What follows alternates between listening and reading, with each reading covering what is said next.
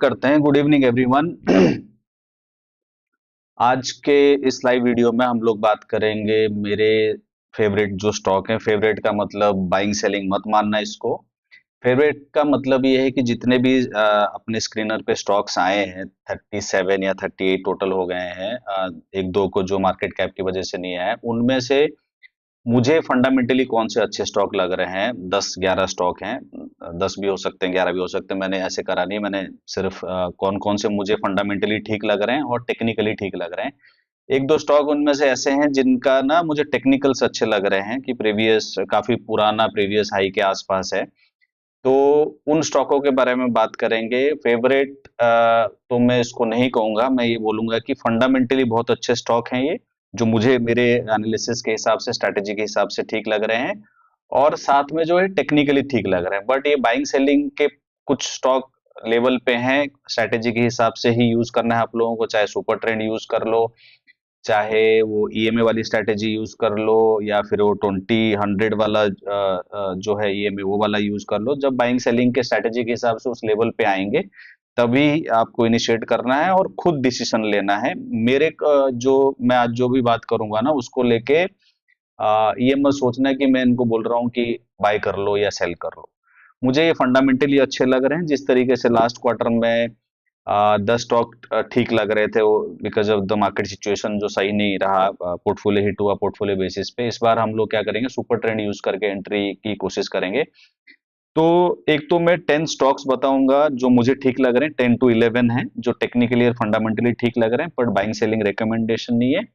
और दूसरा मैं बात करूंगा, दो एग्जांपल लूंगा पुराने, सिर्फ सुपर ट्रेंड को कैसे यूज कर सकते थे उन दोनों स्टॉक में लास्ट क्वार्टर के या उससे लास्ट क्वार्टर के जो रिजल्ट अच्छे थे और स्क्रीनर के पार्ट थे वो। तो मैं उनसे उन दोनों एग्जांपल से ये समझाने की कोशिश करूंगा कि सुपर ट्रेंड को यूज करके इन 10-11 स्टॉक को ना कैसे एंट्री एग्जिट आप लोग कैसे ले सकते हो स्ट्रैटेजी के हिसाब से। अभी बाइंग सेलिंग कुछ नहीं आ रहा है तो अभी मत ये सोच के चलना कि आज ही हमने बोल दिया तो कल तुम मंडे को जो है बाय करने लग जाओ। वो सब मत करना जब तक वो अपने टेक्निकल सेटअप को फुलफिल नहीं करते हैं और रिस्क रिवॉर्ड अच्छा नहीं है, तब तक जो है उनमें इनिशिएट नहीं करना है। तो इसलिए केयरफुली होके, खाली मैं स्ट्रैटेजी समझाने के लिए बता रहा हूँ, आप लोग थोड़ा केयरफुली करना। ओवरऑल निफ्टी के बारे में कुछ खास नहीं है बोलने को आज।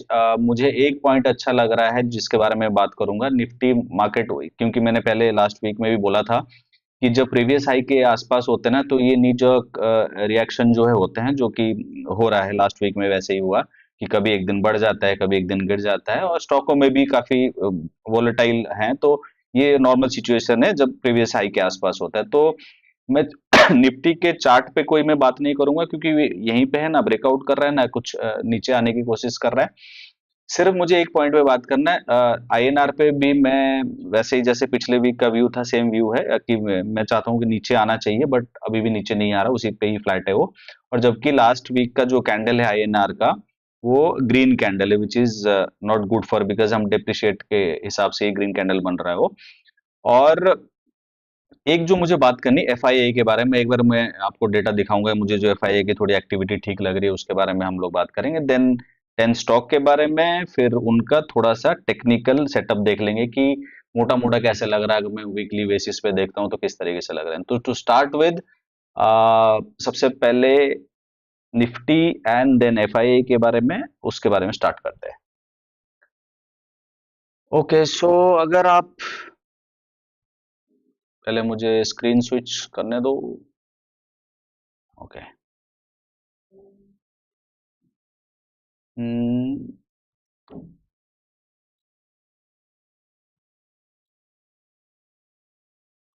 तो मैं निफ्टी के ओवरऑल चार्ट पे कुछ बात नहीं कर रहा, ऐसा ही व्यू है। जबकि एक बुलिश कैंडल है वीकली बेसिस पे, बट वो प्रीवियस हाई के आसपास है, तो बहुत ज्यादा कुछ मूवमेंट मैं एक्सपेक्ट नहीं कर रहा है यहीं पे। या तो यहाँ पे एक दो वीक और मतलब पॉजिटिव कैंडल भी बना सकता है, नेगेटिव कैंडल से। तो मतलब टेक्निकली कोई व्यू नहीं है मेरे को निफ्टी को लेके, बट फंडामेंटली मुझे एक चीज अच्छा लग रहा है। फंडामेंटली नहीं बोलूंगा, मतलब एफआईआई और कैपिटल फ्लो के हिसाब से बोल रहा हूँ मैं।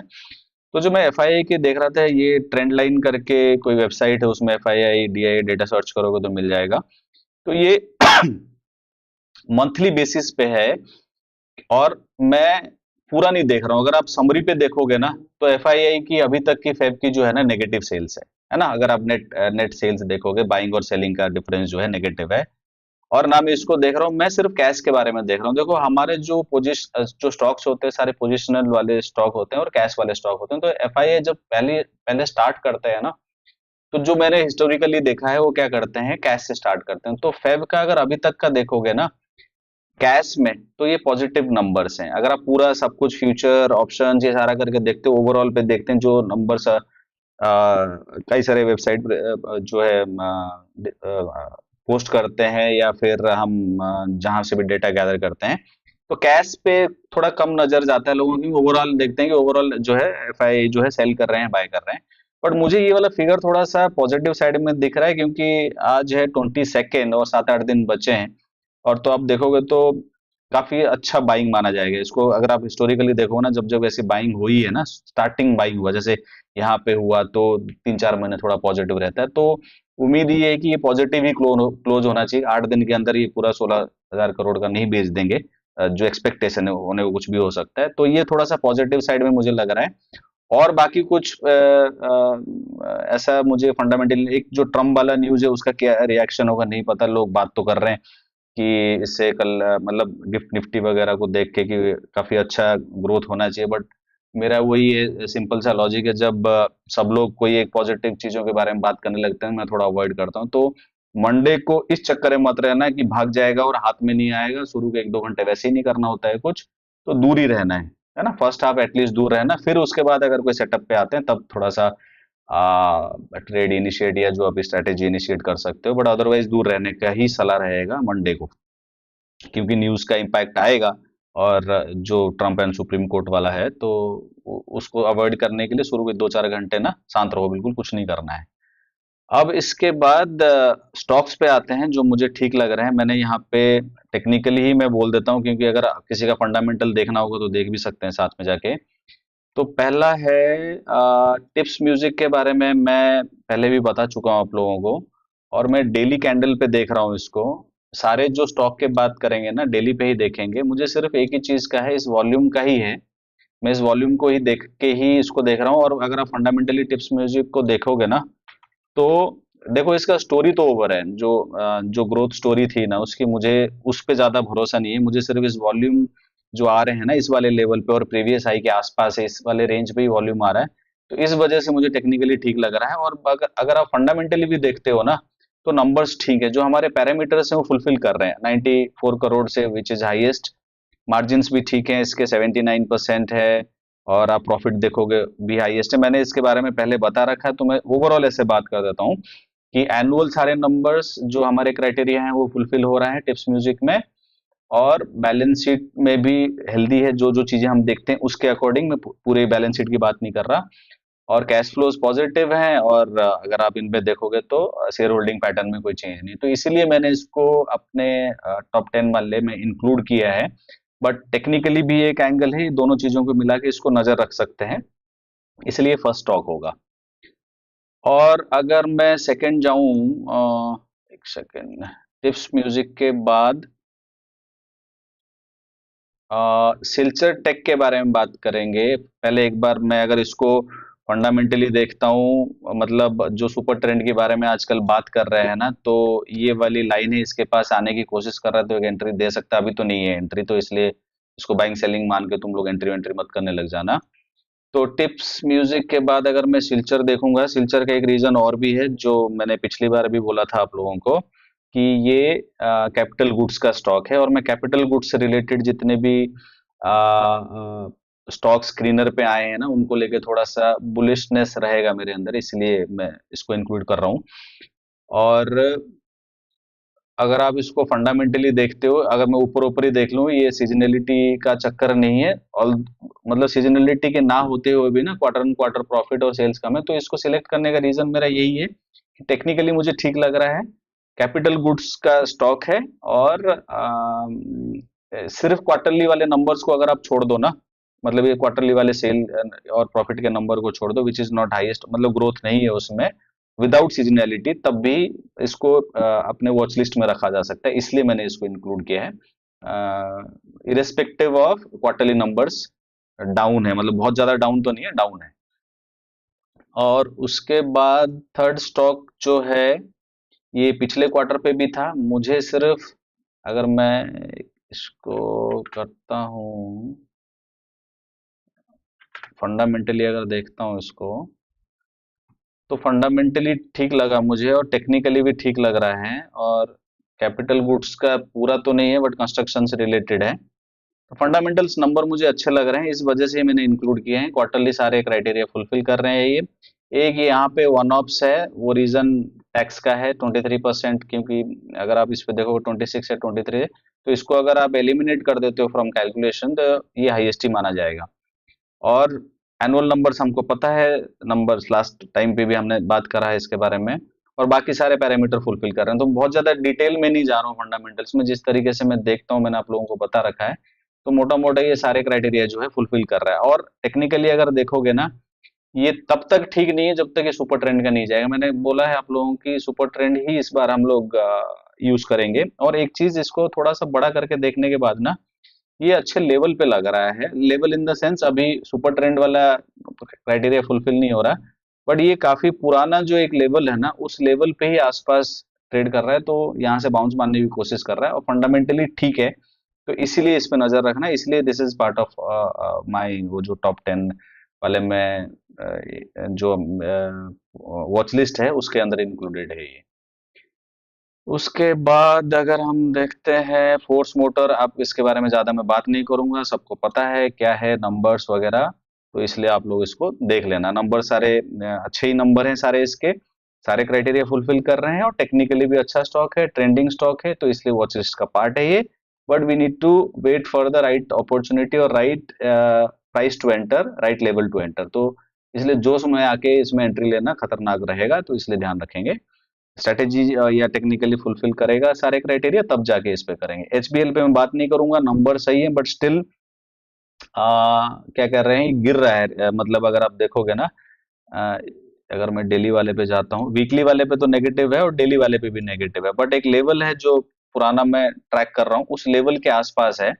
तो इसलिए part of my watch list है। और साथ में क्या है, ये तब तक अच्छा नहीं माने जाएगा टेक्निकली जब तक ये सुपर ट्रेंड इसका पॉजिटिव नहीं हो जाता डेली लेवल पे। तो इसलिए इसको रखना तो है, ट्रैकिंग फंडामेंटली अच्छा है, सब कुछ अच्छा है, बट इसको ट्रैक मोड पे ही रखना है जब तक टेक्निकली सही नहीं हो जाता ये।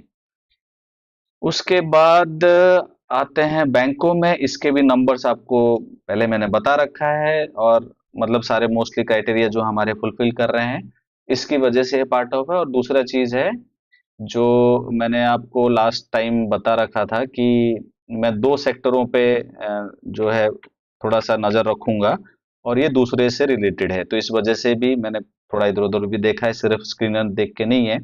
बाकी सारी चीजें देखने के बाद, ऑटो मोबाइल और ऑटो कंपोनेंट से रिलेटेड स्टॉक है, मैंने इस पे फोकस करने के लिए बोला है, ऑटो से रिलेटेड, तो इस वजह से पार्ट है। और अदरवाइज नंबर्स, ये सीजनैलिटी की वजह से तुमको लगेगा कि गिरा है, बट एक्चुअली गिरा नहीं है। देखो, सितंबर से दिसंबर लास्ट के क्वार्टरों में गिरा हुआ है, तो इस क्वार्टर में भी गिरा है। प्रॉफिट भी सेम बिहेव कर रहा है, और हाईएस्ट ऑब्वियसली नहीं होगा क्योंकि seasonality impacted company. Otherwise numbers ठीक है इसके। जो हमारे क्राइटेरिया, अगर सीजनैलिटी को हटा दोगे ना, तो सारे क्राइटेरिया फुलफिल कर रहे हैं। तो इसलिए ये भी मैं इंक्लूड कर रहा हूँ वॉच लिस्ट में। बाइंग सेलिंग कुछ नहीं कर रहे हैं अभी, ना मैं कर रहा हूँ ना मैं करने की सलाह दे रहा हूँ। और उसके बाद है, इसको बंद ही कर देते हैं फाइव वाले को। एक और स्टॉक है इंजीनियर्स इंडिया, और ये भी नंबर्स इसके अच्छे हैं। अगर मैं इसको एक बार और देखना चाहो,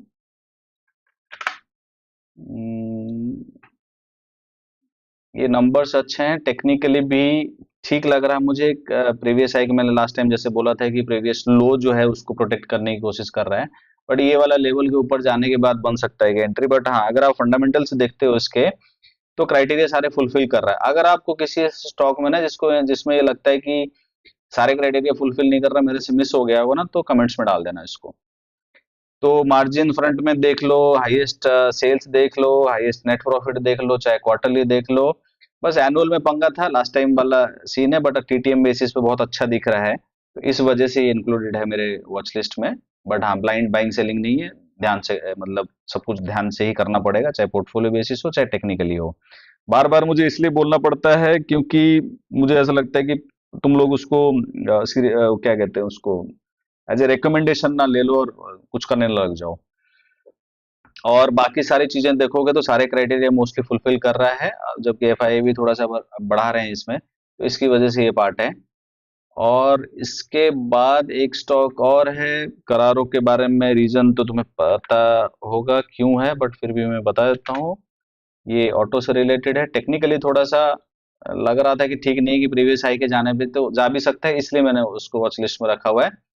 और ऑटो से रिलेटेड है इसलिए भी पार्ट है, क्योंकि थोड़ा बायस रहूंगा, मैंने पहले जैसे बता रखा है। और ऐसे नंबर्स ना कुछ अगर आप सीजनैलिटी तो इसमें नहीं था, बट नंबर्स ना मुझे कहीं और भी थोड़ा बहुत पड़ा है, तो जेन्युइन रीजन है फॉर लोअर सेल्स नंबर। अगर ठीक नहीं लगेगा तो आप वॉच लिस्ट में मत लगना। बट हाँ, कि जो हमारे जैसे क्राइटेरिया होते हैं इसमें क्वार्टरली वगैरह में फुलफिल नहीं कर रहा था। अवॉइड भी कर सकते हो, रख भी सकते हो, बट मैं अब इसको एज ए क्या कहते हैं टॉप 10 स्टॉक जो है वॉच लिस्ट में रख रहा हूँ इसको। इसके बाद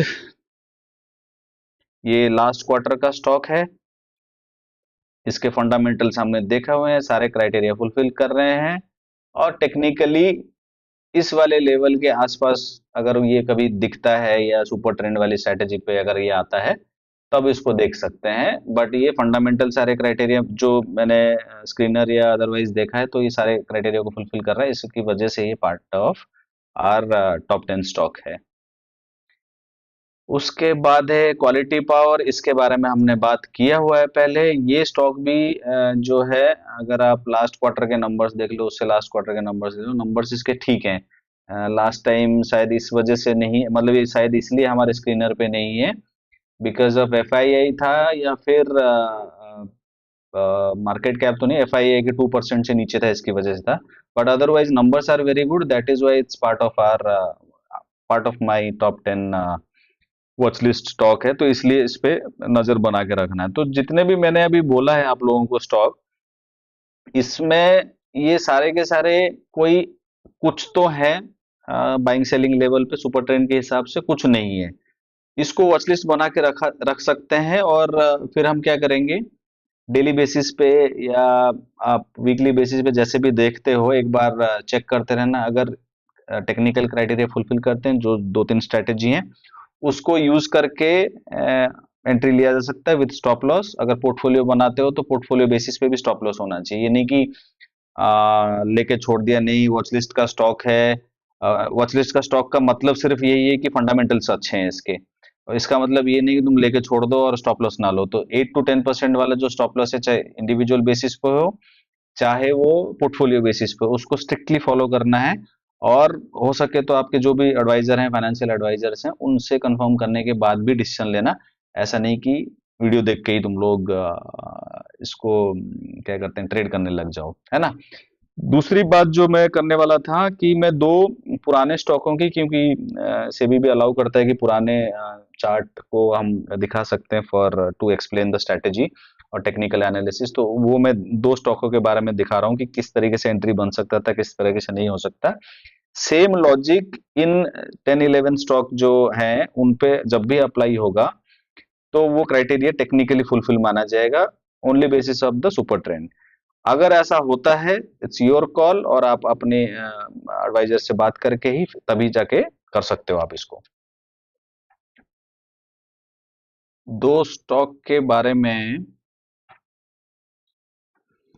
एक में एचबीएल के मैं पहले से मार्क करके रखा हुआ है, just to explain the strategy. पता नहीं पहले मैंने बोला है नहीं बोला है, अब इसको कैसे देखना है मैं सिर्फ वो समझा रहा हूँ कि टेक्निकली हम सुपर ट्रेंड को कैसे देखते हैं। ये जो सुपर ट्रेंड मैंने लगाया हुआ है ना, इसमें कुछ नया नहीं है, जैसा जो नॉर्मल सेटिंग है ना, जो इनपुट्स हैं वही है। एटीआर 10 है, फैक्टर 3 है, और जो नॉर्मल सुपर ट्रेंड होता है ना, मैंने कुछ नहीं करा, सिर्फ इंडिकेटर में जाके सुपर ट्रेंड मैंने ऐड कर दिया, जो स्टैंडर्ड वाला है। Haven't revise anything on input side में, तो इसलिए स्टैंडर्ड वाला ही है। अब मैं इसमें क्या मतलब किस तरीके से इनिशिएट कर सकते हैं ना, उसी के सिर्फ एग्जांपल बता रहा हूँ। और ये पुराना है, अगस्त से लेके दिसंबर या अक्टूबर नवंबर का नंबर है।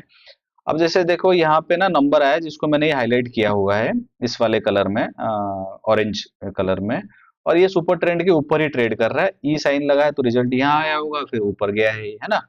तो अब इस वाले जो रेंज है ना, अगर आप इसको देखते हैं, ये पूरा जो रेंज है इतना यहाँ तक का, तो यहाँ पे कोई बाइंग सेलिंग नहीं बोल रहा। रीजन क्या है, मैं ये कह रहा हूँ कि जब ये सुपर ट्रेंड के आसपास मैक्स मैक्स टू मैक्स ना 4% के रेंज, 3 to 4% के रेंज में होना चाहिए। तो यहाँ पे कहीं ना देखोगे ना, तो 3 to 4% का इसका क्लोज, इस इन दोनों के जो डिफरेंस है ना 4% से ज्यादा होगा। तो वहां वहां नहीं करना स्ट्रेटेजी के हिसाब से। जो जिस तरीके से मैं यूज करता हूं, मैं बिल्कुल जब पास में आएगा ना 3-4% के आसपास हो रेंज में, उसके बाद अगर ये ग्रीन कैंडल देता है ना, तो वहां पे एंट्री की करा जा सकता है, वो भी 3 o'clock। ये नहीं कि तुम 3 o'clock से पहले सुबह सुबह अगर ऐसा है कि बन गया और पता चला सुपर ट्रेंड को काट दिया डे एंड पे, तो उस पे नहीं करना है। आप लोगों को ये ध्यान रखना है कि एक तो तीन चीजें ध्यान रखनी है इसमें। एक तो क्या कि ये सुपर ट्रेंड के 3 to 4% के रेंज पे आ जाना चाहिए इनको, क्लोजिंग जो है डेली क्लोजिंग, डेली पे बात कर रहे हैं, यहाँ पे डेली लिखा हुआ है। और दूसरा क्या, ग्रीन कैंडल होना चाहिए क्लोज पे।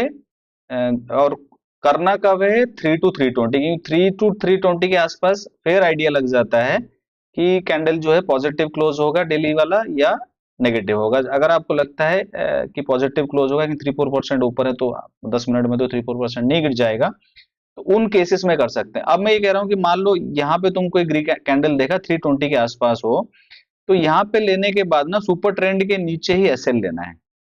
अब इस तरीके की स्ट्रेटेजी में टारगेट क्या रहेगा, 2 to 3 टाइम्स, मतलब आरआर जो होगा, रिस्क टू रिवॉर्ड रेशियो होगा जो 2 to 3 टाइम्स होगा। अगर आप 4 या 5 to 6% के, क्योंकि नीचे सुपर ट्रेंड के नीचे हमें लगाना होगा, तो आधा 1% वो मान लो, और 3-4% का, तो 5% के रेंज में आप एंट्री कर रहे हो एसएल के साथ, 5% के एसएल के साथ।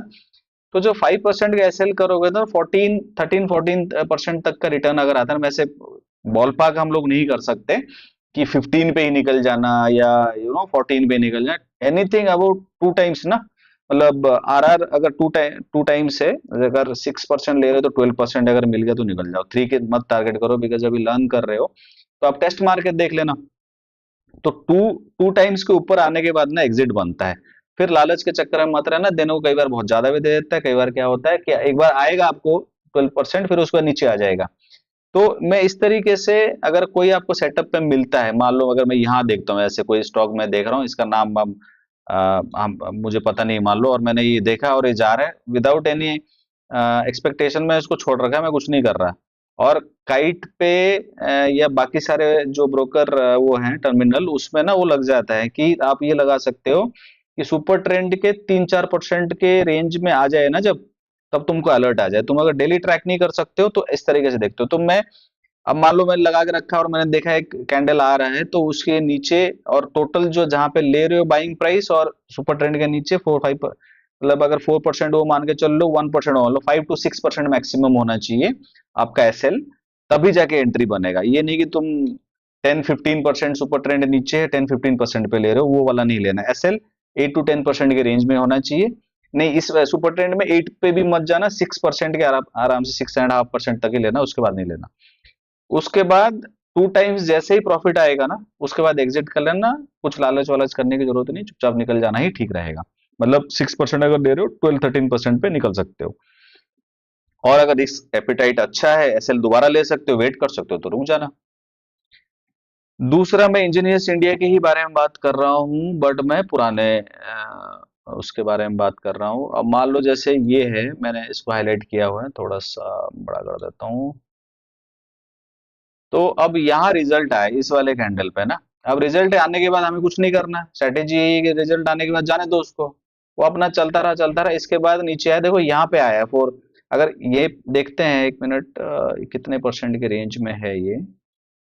अगर मैं इस वाले कैंडल की बात करूं, इन दोनों कैंडल को देखोगे ना, तो सुपर ट्रेंड से ना 4 to 5% का रेंज है। और अगर मैं नीचे लेता हूं इसको, तो मान लो 6% के रेंज में एसएल के साथ, यहाँ पे भी एंट्री बन रही है, यहाँ पे भी एंट्री बन रही है, यहाँ पे भी, ये तीनों ग्रीन कैंडल पे ही एंट्री बन रही है, क्योंकि ये 4% के रेंज पे ही ग्रीन कैंडल दे रहा है। और यहाँ अगर एंट्री लेते हो, तो बिल्कुल तुम इसको नहीं पकड़ सकते कि मैं यहाँ ले लूं और ऊपर लेके भेज दूं, ऐसा नहीं हो सकता। तो इसलिए अगर यहाँ पे भी लेते हो, 3-4 दिन रहा, बट आपके एसएल नहीं काट रहा है वो, अगर एसएल काटते तो चुपचाप निकल जाओ। और अगर एसएल नहीं काटता है, जैसे ही आपको 2 टाइम्स करीब दिखे, अब जैसे यहाँ पे मैंने तो यहाँ मार्क किया होता, अगर मान लो मैं यहाँ मार्क कर लेता हूँ इसको, तो 6% के आसपास है, 12-13% का रिटर्न जिस दिन आएगा ना, तो आप चुपचाप एग्जिट कर लो। तो ये दोनों स्टॉक का बताने का रीजन यही था कि जो सुपर ट्रेंड है और जो ये वॉच लिस्ट के स्टॉक हैं, इनको, ये वॉच लिस्ट स्टॉकों को ही ट्रैक करते रहो। जिस दिन आपका टेक्निकल क्राइटेरिया फुलफिल हो जाएगा सारा, उस दिन जो है 6-7% का एसएल लेके, 6% मान के चलो, 6 to 7%, कोई फिक्स परसेंटेज हम लोग नहीं बोल सकते कि नहीं इतना ही होगा तभी हम लेंगे, या फिर डबल पे। अगर आपको लगता है 11-12% के बाद कुछ ऐसा लग रहा है कि नीचे आ रहा है, तो आप एग्जिट कर सकते हो, है ना। तो मतलब 2% आरआर का लेके चलना, रिस्क रेशियो जो 2 times होना चाहिए। इन स्टॉकों को या तो तुम काइट में या जो भी ब्रोकर आप यूज करते हो उसमें लगा दो कि सुपर ट्रेंड के आसपास आना चाहिए, नेगेटिव वाले में मत चले जाना, सुपर ट्रेंड ग्रीन होना चाहिए, ये भी ध्यान रखना है।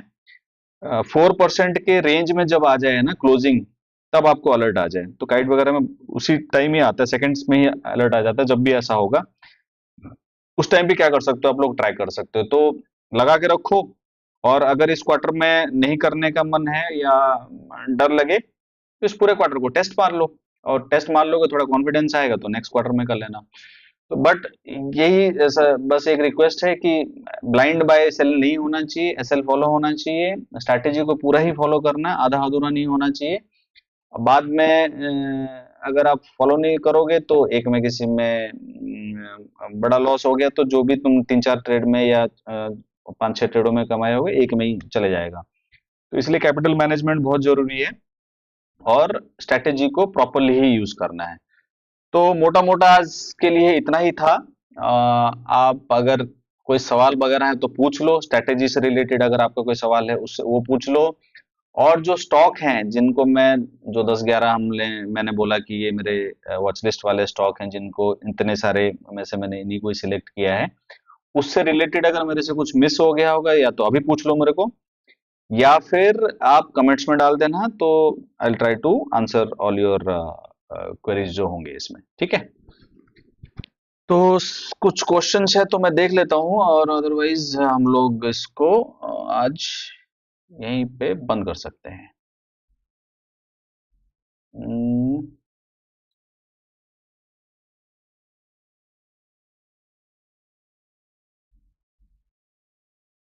मैंने सबको गुड इवनिंग, जय हिंद बोल दिया है। और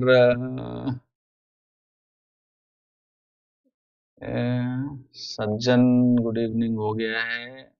भूपेंद्र सिंह, हाँ, आप भी गुरुग्राम में रह रहे हैं? नहीं, मैं नोएडा में रहता हूँ।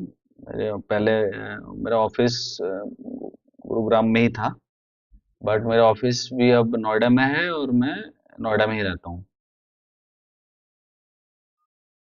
Senthil Kumar, good evening sir, thanks for live class. कुछ सवाल वगैरह हैं तो पूछ लो। उसके बाद monarch, good evening sir.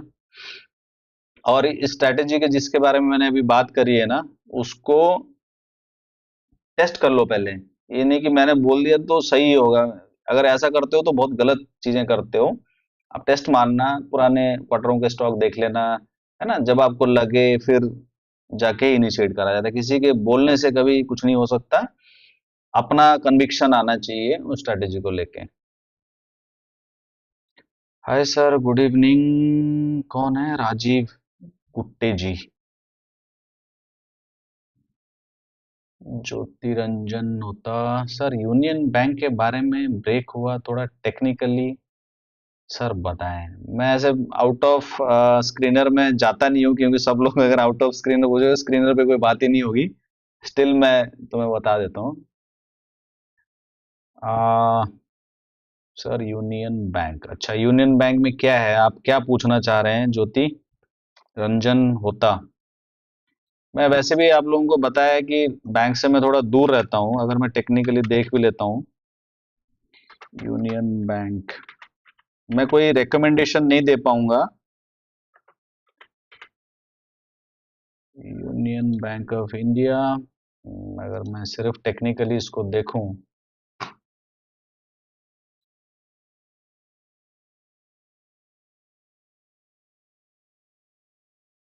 Weekly बहुत अच्छा तो लग रहा है ये, टेक्निकली तो अच्छा है। अगर मैं मंथली भी देखता हूँ इसको, प्रीवियस हाइस का देखो, मंथली देखने का ना बड़ा फायदा है। अभी आप वीकली देख रहे थे, सॉरी मैं स्क्रीन शेयर करना भूल गया, मैं देख लेता हूँ।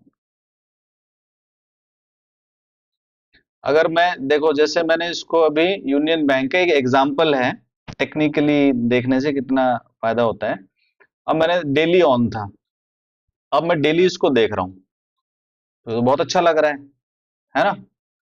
अब मैं वीकली पे गया, तो मैं कहा वीकली पे भी सही लग रहा है ये, सुपर ट्रेंड के ऊपर है, प्रीवियस हाई कर रहा है। जब मैं मंथली जा रहा हूँ ना, तब मुझे एक्चुअल पिक्चर पता चल रहा है। अगर मैं ऐसे करूँ तो ये प्रीवियस हाई के बहुत नीचे है और ये इसको ब्रेक भी कर रहा है, तो भी तो बहुत कुछ बचा हुआ है। अगर नंबर्स, दिस इज, अगर ये जो मूव है, if it is supported by good fundamentals, banking में ज्यादा से अच्छे से नहीं देख पाता तो मैं आपको उस पर कमेंट नहीं कर पाऊंगा, बट टेक्निकली तो ये ठीक लग रहा है कि ये वाला जो एक हाई था उसको भी काट रहा है वीकली बेसिस पे। दूसरा, सुपर ट्रेंड के ऊपर है काफी टाइम से, मंथली पे भी, वीकली पे भी और डेली पे भी। और इसमें जो अपना स्ट्रैटेजी है ना, जिसके बारे में मैंने बात करी है ना, पुराना ही मैं बता पाऊंगा, ये भी फुलफिल कर रहा था। देखो, ये 2 टाइम्स नहीं दिया होगा मे भी, तो अगर मान लो, पर आपका वो नहीं काटा। अगर मान लो 2 टाइम्स नहीं भी दिया है ना, अगर किसी ने यहाँ एंट्री ली, यहाँ पे एसएल लगाई होगी सुपर ट्रेंड के नीचे, तो सुपर ट्रेंड को तो नहीं काटा ना इसने, बट होल्डिंग पीरियड ज्यादा हो गया। अब इतना रखने के बाद 10-12 दिन है शायद, उसके बाद इसने दे दिया, तो जब तक एसएल नहीं काटेगा उसको होल्ड करके रख सकते हो। अब भागने वाला स्ट्रेटेजी तो अपने है नहीं ना, हम तो बैठ के चुपचाप, देखते हैं स्टॉक को कि कब हमारे उस पे आएगा तभी लेना है। वो अगर तुम पीछे भागने लग जाओगे ना, तब तो पक्का फंसोगे, तो इसलिए दूर रहना है इन सब चीजों से। हाँ सुनील साहब, प्लीज थोड़ा आउट ऑफ द स्क्रीनर वाले स्टॉक मत पूछो, मैं नहीं कर पाऊंगा। क्यू, सर गोल्ड और सिल्वर, देखो सुनील साहब पूछ रहे हैं कि गोल्ड और सिल्वर, शायद व्यू पूछ रहे हैं मेरा। देखो मेरे को गोल्ड और सिल्वर से पे ना, मैं अभी से नहीं, मैं 4-5 क्वार्टर से, 3-4 क्वार्टर से ना, मैं उसको लेके कोई बुलिश नहीं हूँ।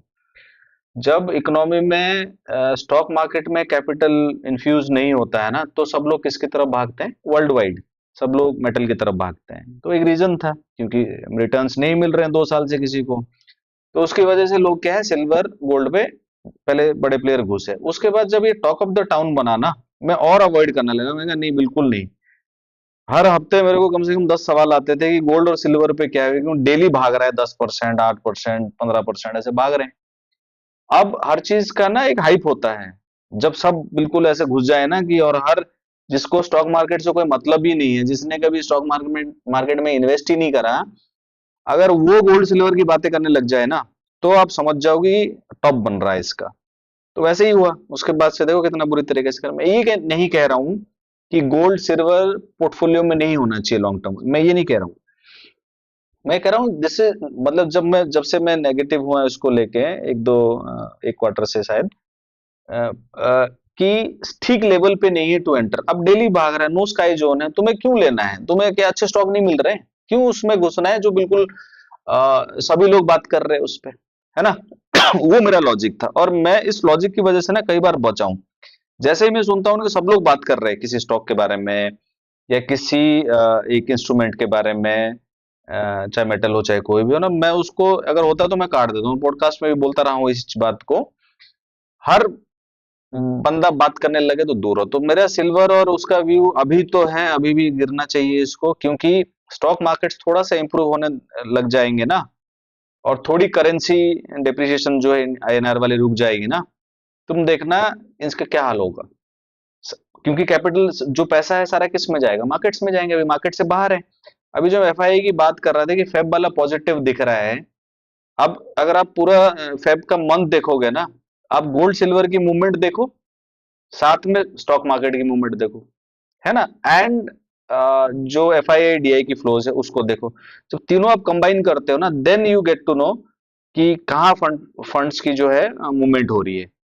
तो इसी वजह से थोड़ा सा दूर रहो, बट हाँ अगर मंथली मंथली पे कभी ईएमआई पे दिख गया गोल्ड या सिल्वर ना, तब ले सकते हो। इस वाले प्राइस पे तो नहीं। अभी लोगों को लग रहा है कि नहीं अभी और नहीं गिरेगा, बढ़ने लग जाएगा। मेरा व्यू ऐसा नहीं है, यही व्यू है मेरे को गोल्ड और सिल्वर को लेके।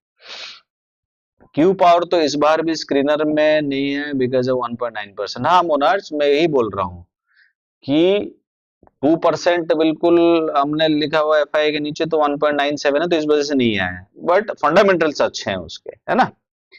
तो 0.3% की वजह से हम उसको छोड़ नहीं सकते, इसलिए I have included in my watch list. Your view for long time, Sunil क्या सवाल पूछे थे हम? गोल्ड एंड सिल्वर के लिए बोल रहे हो? हाँ, अगर देखो तुम्हारा व्यू अगर 4-5 साल है ना, तब तो तुम जैसे गिर रहा है, जिस दिन 20% नीचे दिखा थोड़ा ले लो, और 20% नीचे लिखा थोड़ा ले लो, फिर लेके बैठ जाना। फिर सोचना 4-5 साल का है, मेरे को ठीक ठाक रिटर्न दे देगा। मुझे तो लग रहा है आने वाला टाइम जो 1-2 साल है ना, जो आउट परफॉर्म नहीं करें स्टॉक मार्केट लास्ट के 2 इयर्स से, most of the fund managers जो हैं वो नेगेटिव हैं। बहुत कम लोग मुझे मेरे सर्कल में मिलते हैं जिनका पोर्टफोलियो मुझे पॉजिटिव दिखता है। और मार्केट से जो न्यू एंट्रेंट थे ना, वो सब भी धीरे धीरे जा रहे हैं। तो जब इस तरह के 3-4 सिनारियो हो जाते हैं ना, तब थोड़ा मार्केट्स की तरफ फंड आने लगते हैं। मार्केट एनालिसिस, देखो बुक का तो मतलब हो गया है, मैन्युस्क्रिप्ट वगैरह सब कुछ, अभी कुछ एडिटिंग वेडिटिंग ही चल रहा है। अप्रैल नहीं, अप्रैल फेब ये है, मार्च अप्रैल मई, मई जून में आ जाना चाहिए, मई में या जून में आ जानी चाहिए। उसमें मैंने अपने बुक में ना एक स्ट्रेटेजी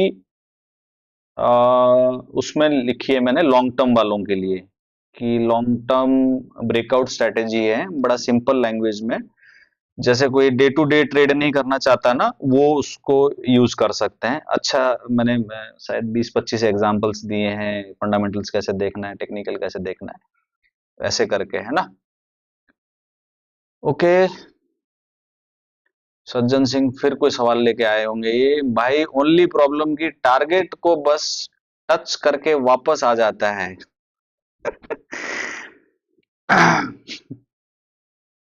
फिर 3-4% डाउन आ जाता है, फिर नहीं काट नहीं पाते शायद लिखा है। हूँ क्या करूं भाई।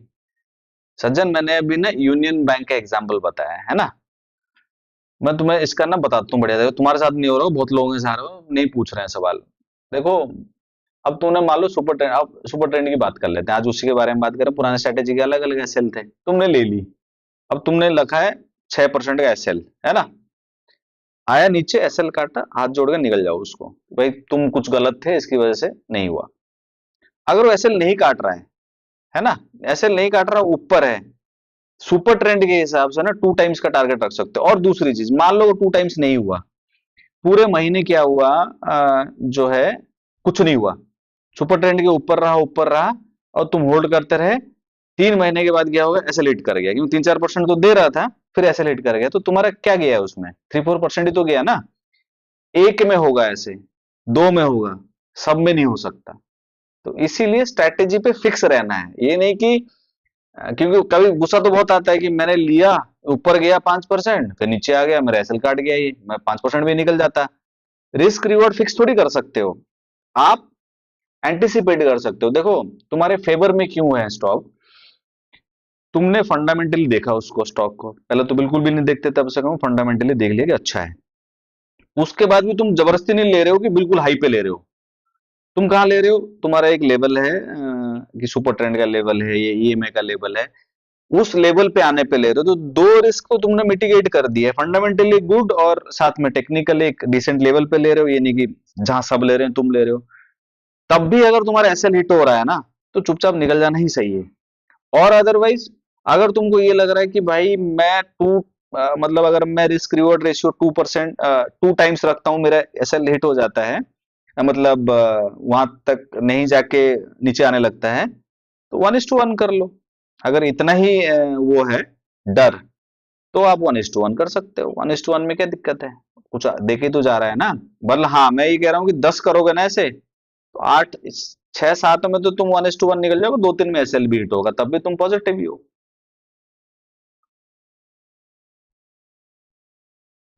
भाई प्रॉब्लम ये सज्जन सिंह का बता दिया मैंने। जीवन सिंह ये नए हैं, मुझे नया नाम दिख रहा है, शेखावत।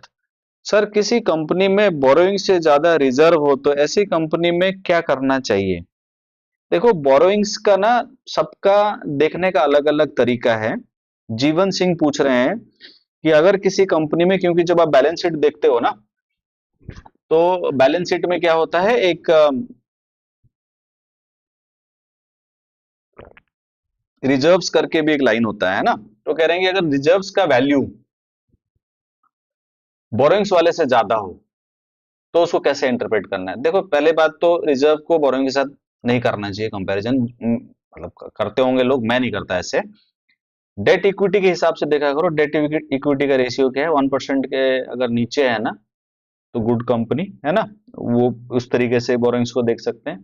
दूसरा मैं ऐसा करता हूं, कहीं ऐसे बुक में नहीं लिखा, कहीं कुछ नहीं लिखा, मैं ये देखता हूं कि जो बोरोइंग्स का वैल्यू है ना, वो उनके एनुअल सेल्स का कितना परसेंट है। अगर वो 10% के नीचे है तो एक्सपेक्टेशन ये रहती है कि मान लो कुछ अगर फालतू फंस फंस गए तो ये कंपनी वाले मतलब डेट तो दे ही देंगे करके, तो उस हिसाब से देखता हूं। अगर बिल्कुल ही रिजिड बोरोइंग को देखना है ना, तो 5-10% के नीचे होना चाहिए।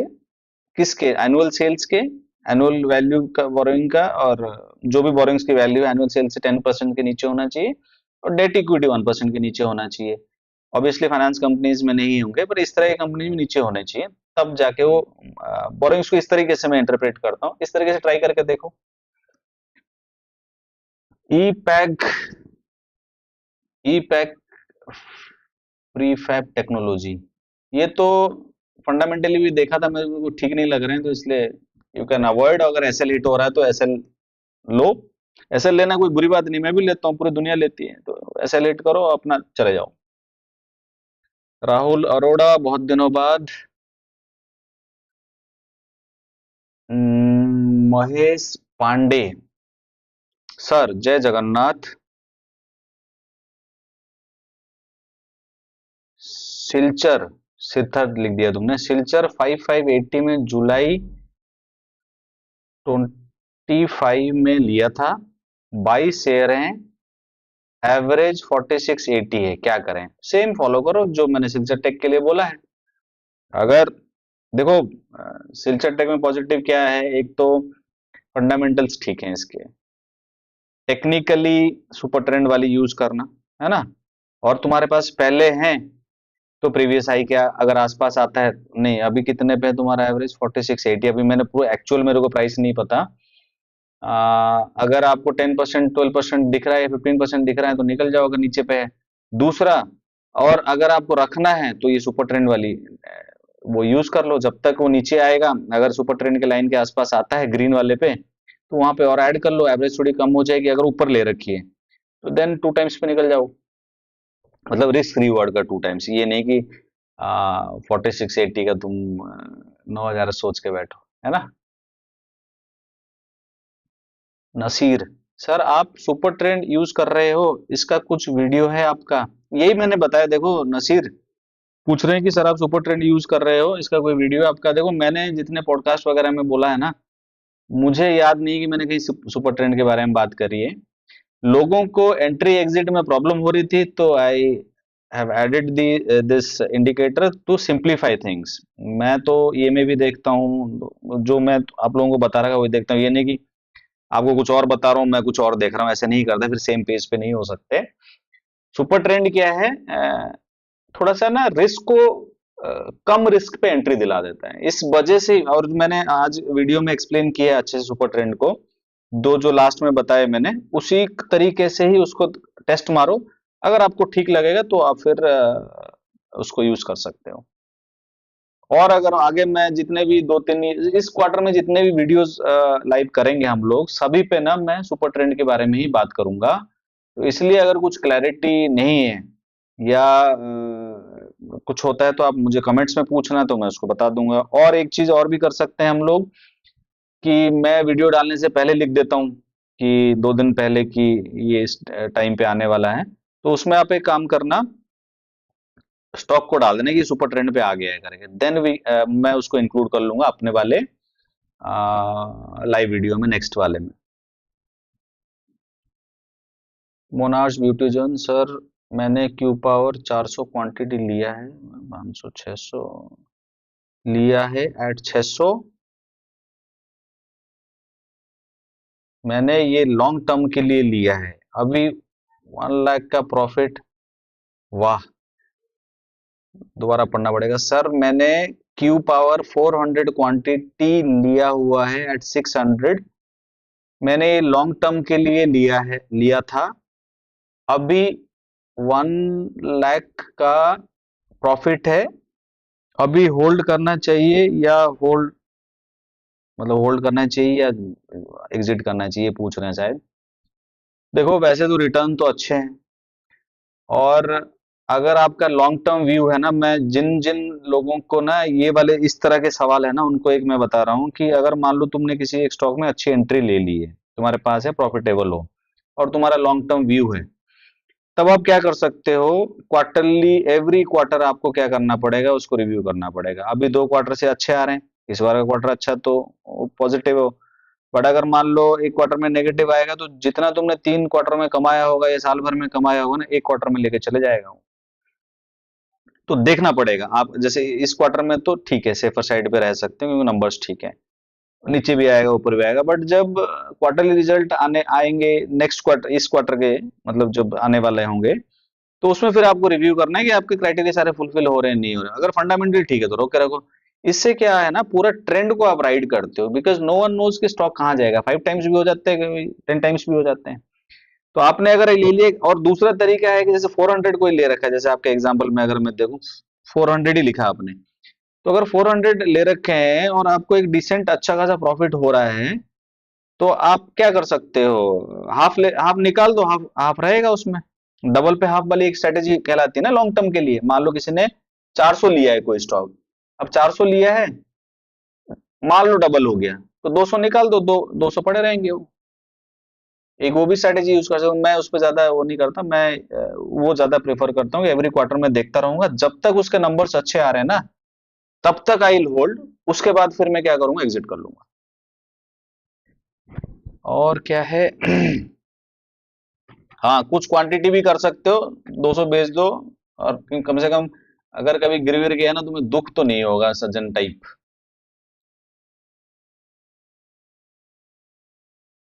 आप एआई यूज करते हैं डीप डाइव करने के लिए? देखो आजकल हॉट टॉपिक है एआई पे। मैंने एक फोटो भी डाली है कुछ दिन पहले, एक हमारी कंपनी ने वो चैट जीपीटी वाली प्रॉम्प्ट वाली हमने बुक पब्लिश करी है अभी लेटेस्ट। तो एआई तो मैं अभी से नहीं यूज कर रहा हूँ, मैं साल भर से कर रहा हूँ।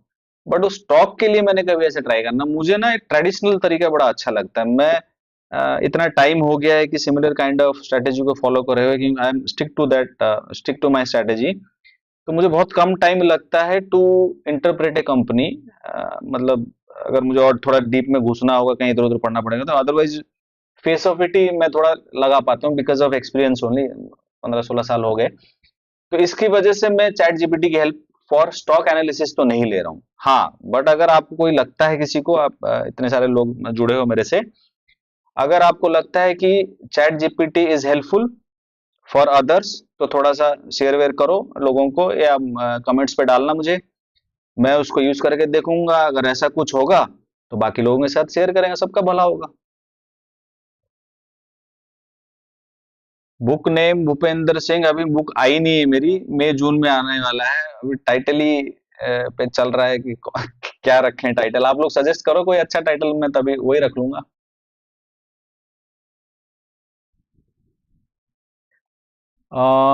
सुजीत टंडन, काफी दिनों बाद सुजीत। सर क्या स्क्रीनर पे एक्सपेक्टेड प्रॉफिट या एक्सपेक्टेड सेल्स कंसिडर करना चाहिए एनालिसिस? एक्सपेक्टेड प्रॉफिट तो कहीं दिखता है ना, वो टीटीएम होता है, लास्ट 12 मंथ का टोटल होता है वो।